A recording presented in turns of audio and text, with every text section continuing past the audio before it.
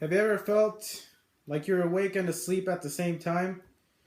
Did you feel like you couldn't move your legs, your arms, your head, just anything about your body? You just simply could not move.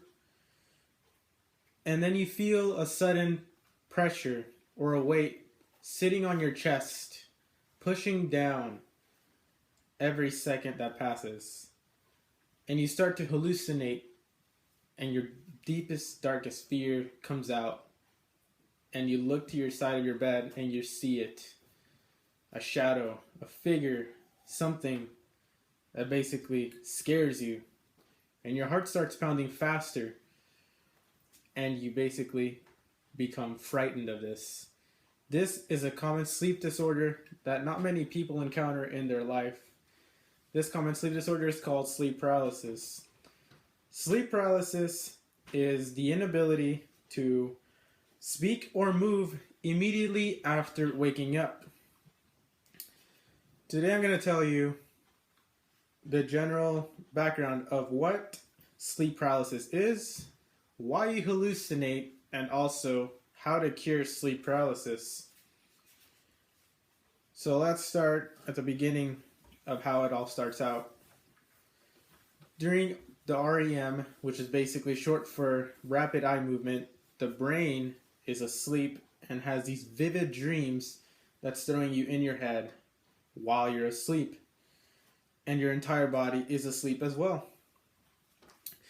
And you basically can't act out these dreams because you're basically sleeping and nothing is happening to you in this stage. And sleep paralysis happens when a person wakes up during REM is finished. They will be conscious and unable to move. But what causes this to happen? Well, according to the website nhs.uk, it's common in teens and young adolescents. It can be common in people who don't get enough sleep, have depression, and also it can affect you in working patterns, such as, for example, you have a lot of hours that you work at your job and you basically don't have enough sleep.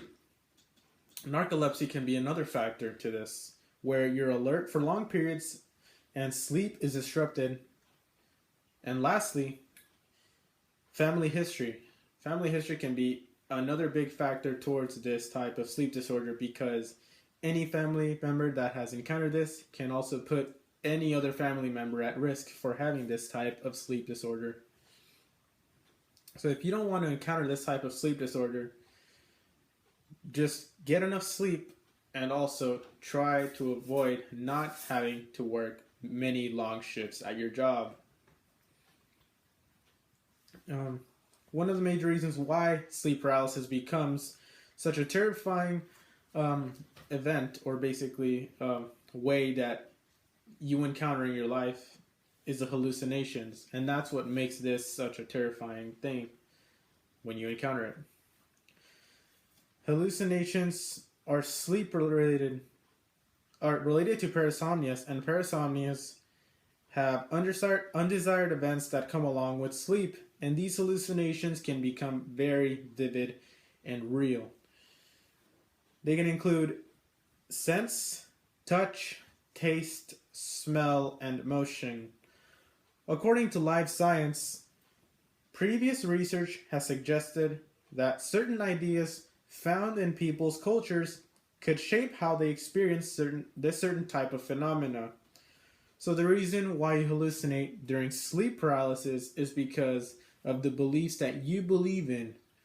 Like, for example, if you have a belief that a certain spiritual being that literally haunts you, you will encounter this spiritual being inside of sleep paralysis during the REM stage while you're awake in it. And you will basically live this scene and you won't be able to get out for a minute or seconds while this type of encounter happens to you. Now, it becomes really real to you when you basically face it. But you may be asking yourself, Can this be treatable? Yes, it can be treatable. Sleep paralysis can be treated, so don't think you'll always have to wake up in the middle of a dream and always stay paralyzed and basically just never be able to move or have the certain feeling that somebody's next to you. Um, According to the Sleep Paralysis Project, many people will try to not sleep on their back and avoid an attack. Staying calm can also be an important thing to do as well, such as relaxing. Breathing manually can reduce the attack. And lastly, you can also move one small muscle, like for example, your fingers or your toes, in order to break free from this certain type of encounter. From personal experience, I would recommend to lay on your to not lay on your back because this has reduced the risk for an attack for me for many years, and I have not encountered this in a long time. Ever since 2012, I have always slept on the other side, and I've never slept on my back ever since that one time I've experienced sleep paralysis.